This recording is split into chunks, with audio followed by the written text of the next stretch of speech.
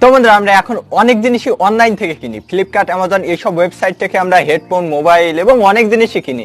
কেননা অনেক জিনিস অফলাইন মার্কেটে সাধারণ দোকানে পাওয়া যায় না, অথবা ওইখানে বেশি দামে বিক্রি হয়। আর কেউ কেউ তো আনবক্সিং করার জন্য কেনে। তো একদিন আমি ফেসবুকে সোয়াইপ আপ করছি, তোমরাও করো। তো সোয়াইপ আপ করতে করতে ফেসবুকে যেমন অ্যাড দেয়, আমার কেউ অ্যাড দেখাই, তো আমাকে অ্যাড দেখায় একটি জামা। সেই জামাটা ছিল ব্ল্যাক এবং ব্লুর একটি কম্বিনেশন। আর আমার ব্ল্যাক এবং ব্লু দুটোই আমার ফেভারিট কালার, জামার পরে হলে তো কোনো কথাই নেই। আর এই দুটোর কম্বিনেশন হচ্ছে এই জামাটা। তো দেখে আমার তো মনে হয় একবারেই, দ্বিতীয়বার ভাবি না যে মেসেজ আসছে আপনার প্ল্যান জিওর 19 তারিখে শেষ হয়ে যাবে। দুঃখ পেলাম মেসেজটা পড়ে, কেননা আমার এমবি শেষ হয়ে যাবে, খাবো কি, ভীষণ টেনশনের বিষয়।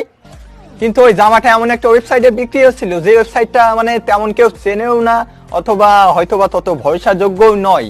কেননা এই ওয়েবসাইটটার নাম হচ্ছে ক্লাব ফ্যাক্টরি। তো তোমরা এই ওয়েবসাইটটার নাম শুনেছো কি শোনোনি সেটা আমি জানি না।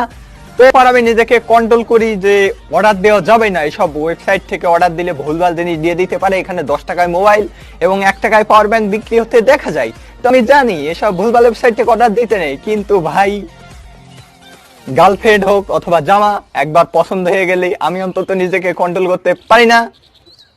কি উদাহরণ ভাই। তো তারপর আমি রাত্রে অনেক চিন্তা করে ঘুমিয়ে যাই, সকালে আর দেরি সহ্য না করতে পারে অর্ডারটা দিয়েই দিই।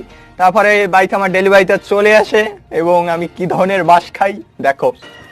এই যে চলে এসেছে আমাদের ক্লাব ফ্যাক্টরি জামা। হ্যাঁ, জামা অনলাইনে আমি জামা অর্ডার দিয়েছি। আর এই সেই বিখ্যাত নেল কাটার না বাবুলির তলন নেই। তো চলো ঘেঁষে গাছ কেটে দিই। হ্যাঁ, আমার সেটা ভালো না জানিস, ইয়ারে উঠে কাটছি।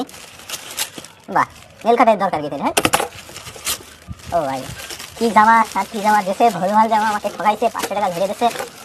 ভালো লাগবে না, বাইরে থেকে দেখি, খুলে দেখি যদি একটু ভালো লাগে। না, এ বাস খাইছি, পরের বেলা এমনি তো খাই গেলাম। বাস ছিল ভাই, এটা কাপড়, এটা জামা না, সিরিয়াসলি আমি জামা অর্ডার দিয়েছি। ও ভাই, এর কি একটা লিমিট থাকে? আমি অর্ডার দিলাম জামা, আমার দেশে কাপড়। কি এটা, কি সিরিয়াসলি এটা কাপড়?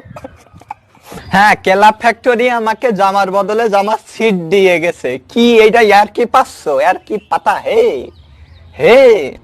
আসলে এখানে ক্লাব ফ্যাক্টরি কোনো দোষ ছিল না, দোষটা ছিল আমারই। কেননা আমি ওখানে টাইটেলটা ভালো করে পড়িনি, আমি ওখানে জামার ছবি দেখছি, ব্যাস অর্ডার দিয়ে দিছি। আসলে ওরা নিচে লিখে দিয়েছিল যে এটা জামা নয়, এটা জামার কাপড়, বাড়িতে বানাই নিতে হবে অথবা দোকান থেকে বানাই আনতে হবে। তো this is my mistake, not club ফ্যাক্টরির মিস্টেক। ওকে, তো তোমরা অনেকেই ভাবছো যে আমি টেক চ্যানেলে কাপড়ের আনবক্সিং করে দেখাচ্ছি। কাপড়ের চ্যানেল হয়ে গেল নাকি? কাপড়ের চ্যানেল, নতুন আইডিয়া, দেখা যাক। ইউটিউবে নতুন চ্যানেল আসবে, এসপি কাপড়।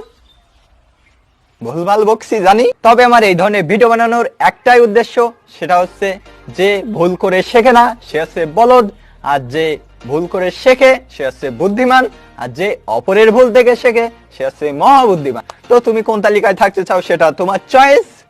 সো এই ধরনের ওয়েবসাইট থেকে অর্ডার দেওয়ার আগে একটু ভালো করে দেখবে ওটা জামা নাকি জামার সিট, মিষ্টি নাকি মিষ্টির প্যাকেট, কাপড় নাকি কাপড়ের সুতো। তো এগুলোই। তো প্রতিবারের মতো এবারও আমি ফাউ টপিক নিয়ে ভিডিও বানিয়েছি, তবে আমি গ্যারান্টি দিচ্ছি এরপরে তোমাদের অসম ফ্যান্টাস্টিক কিছু ভিডিও দেবো। সেগুলো আমি অ্যালার্মে দিয়ে রাখছি, কারণ আমি ভুলে যাই। তো আর বেশি পাম দিতে চাই না, কারণ আগে একবার দিয়েছিলাম 100 সাবস্ক্রাইবার হলে, অনেক বাস খাইছি, আর দিতে চাই না। এরপরে আমি ওই কাপড়টা আবার রিটার্ন দিয়ে দিই। তো রিটার্ন দিয়ে দেওয়ার আমি 10 দিন পরে আবার টাকাটা ফেরত পেয়ে যাই। তো no tension, no bus, because I am SP tech. কবিতার কোনো ম্যাচ নেই, কোনো স্ক্রিপ্ট না লিখে ডাইরেক্ট বসে গেলে যা হয়। তো বন্ধুরা, এই ভিডিওতে এ পর্যন্তই। পরের বার দেখা হবে, অবশ্যই দেখা হবে। Take care.